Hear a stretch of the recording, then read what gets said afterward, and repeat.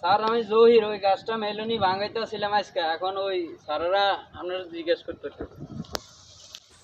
দিনে দুপুরে সবার চোখের সামনেই বন বিভাগের গাছ বেড়ির ডাল হতে চুরি হয়ে সমিলে যাওয়ার দৃশ্য খোদ হাতে নাতে সাংবাদিকের সামনে পড়ে। ভ্যান চালককে জিজ্ঞেস করতেই মোবাইল ফোনে বন বিভাগের সাফায়াত নামের একজনকে ধরিয়ে দেয়।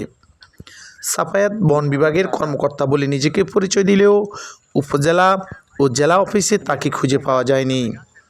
তবে তার হয়ে এসএফএনটিসির ভারপ্রাপ্ত কর্মকর্তা মিঠুন চন্দ্র দাস আমাদেরকে ম্যানেজ করার চেষ্টা করেন।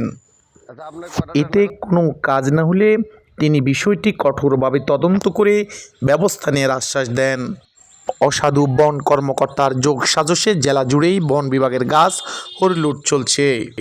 ভ্যানগাড়ি বোঝাই সরকারি গাছ চুরির ঘটনাটি উত্তর হামসাদির বেড়ির বাংলা বাজারের। আপনারা গাছ এগুলো নেন, এগুলো পড়ি না, এগুলো আমরা লই যাই, এগুলো আবার আমরা কই স্যার আমগো তো আমরা বেড়ি থাকি, আমগো একটা মানে। এ বিষয়ে মিঠুন চন্দ্র দাস কোনো সদুত্তর দিতে পারেননি। আমি কি বলবো বলেন, এই যে বলছিলেন আধা মিনিটের কথা বলে এটা তো প্রায় সময় বিভিন্ন পত্রপত্রিকায় বলে,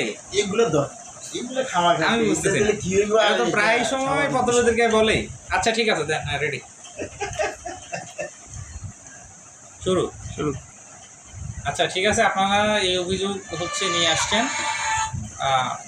এইরকম ঘটনা প্রায় সময় বন বিভাগে হচ্ছে আমরা শুনি যে চুরির অভিযোগ, এবং সেই অনুযায়ী বন বিভাগ বিভিন্ন সময় বিভিন্ন জায়গায় যারা চুরির সাথে ইনভলভ বন বিভাগ কর্মকর্তা কোনো হচ্ছে তার বিরুদ্ধে ব্যবস্থা নেয়, বা বাইরের লোকজনেও যারা যদি চুরি করে না জানিয়ে, তাহলে আমরা ব্যবস্থা নিই।